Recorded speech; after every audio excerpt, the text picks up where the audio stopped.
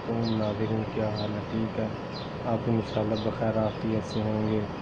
اللہ پاک سے دعا ہے، اللہ پاک جتنے اس رمضان آیا ہے محرم، انہوں نے ایک کھوج نکالی ہے کہ روزہ رکھنے کے کیا فوائد ہیں، اور آپ پہلے یہ ویڈیو دیکھ لیجئے، بعد میں ڈسکس کرتے ہیں۔ تو کیا آپ جانتے ہیں کہ رمضان کے 30 روزے رکھنے سے ہمارے شریر پر کیا اثر ہوتا ہے؟ اس پر جاپانی سائنسدان نے ایک بڑی کھوج کی ہے، جس کا جاننا ہر مسلمان کے لیے بے حد ضروری ہے۔ جاپانی بایولوجسٹ یوشونوری اشومی ایک سائنسدان ہے جن کو 2016 میں میڈیسن پر نوبل پرائز دیا گیا۔ ان سے جب پوچھا گیا کہ آپ نے کون سی ایسی چیز بنائی ہے جس کی بنا پر آپ کو دنیا کا سب سے بڑا انعام نوبل پرائز دیا جا رہا ہے، تو انہوں نے کہا تھا کہ میں نے کینسر کی ممکنہ دوا کھوج لی ہے، اور اس بات پر دنیا نے بڑے پر انداز میں ان کی کاوش کو سراہا اور مبارکباد دی گئی۔ اس کے بعد ڈاکٹر یوشینوری اشومی نے کہا کہ میں نے کینسر کی دوا نہیں بلکہ کینسر سے بچاؤ کا حل تلاش کر لیا ہے۔ تو لوگوں نے ان سے پوچھا کہ بتائیے ایسا کیا کیا جائے کہ کینسر جیسے خطرناک مرض سے بچا جا سکے؟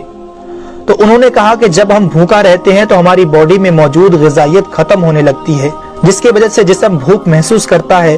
اگر اس بھوک کے دوران جسم تک کھانا نہ پہنچے تو ہمارا جسم بھوک کی شدت کی وجہ سے اپنے اندر موجود ان زہریلے سیلز کو کھانا شروع کر دیتا ہے جو کینسر کا سبب بنتے ہیں۔ اس عمل کو میڈیکل کی لینگویج میں آٹوفیگی کہا جاتا ہے۔ اگر آپ چاہتے ہیں کہ آپ کا جسم ایسے بیمار سیل سے پاک ہو تو قرآن پاک میں اللہ تعالیٰ نے روزے رکھنے کا حکم ان الفاظ میں بیان فرمایا ہے: اے ایمان والو، تم پر روزے فرض کیے گئے جیسے کہ تم سے پہلوں پر روزے فرض کیے گئے تھے تاکہ تم پرہیزگار بن جاؤ۔ دوستو، قرآن مجید میں بیمار اور مسافر کے لیے روزے مؤخر کرنے اور جو روزہ نہ رکھ سکے ان کے لیے فدیہ ادا کرنے کا حکم دیا ہے۔ اس کے بعد روزہ رکھنے کی حکمت ان الفاظ میں بیان فرمائی: اور تمہارے لیے روزہ رکھنا ہی بہتر ہے اگر تم جانتے ہو۔ دراصل یہاں یہ بتایا گیا ہے کہ اگر تم موجودہ علم کو سمجھتے ہو تو تمہارے لیے بہتر یہی ہے کہ تم روزے رکھو، کیونکہ روزہ اپنے اندر بے شمار روحانی، نفسیاتی اور طبی فائدوں کو رکھتا ہے۔ روزے کی طبی افادیت کی طرف نہایت مختصر مگر جامع اشارہ نبی اکرم صلی اللہ علیہ وسلم نے ان الفاظوں میں بیان فرمایا: روزے رکھو اور تندرست ہو جاؤ۔